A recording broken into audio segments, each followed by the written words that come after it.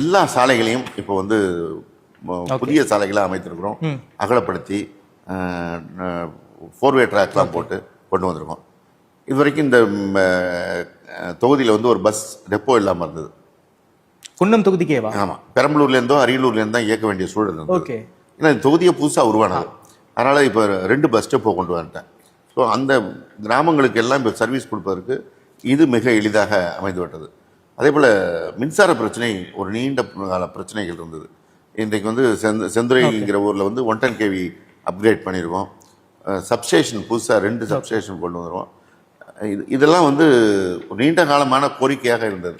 அதே போல் புதிய ஆரம்ப சுகாதார நிலையம், புதிய பேருந்து வழித்தடங்கள், இதெல்லாமல் அரசு ரீதியாக இல்லாமல் நான் தனிப்பட்ட முறையில் கல்விக்கு எல்லா பள்ளிகளிலும் படிக்கிற மாணவர்களுக்கு தேர்வு எழுதுவதற்கு ஒரு கையேடு கொடுத்து அவங்களுக்கு கொடுத்துருக்குறோம்.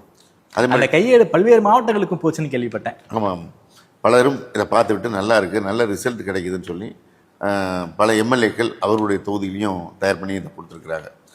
அதில் எனக்கு ஒரு பெரிய மகிழ்ச்சி தான்.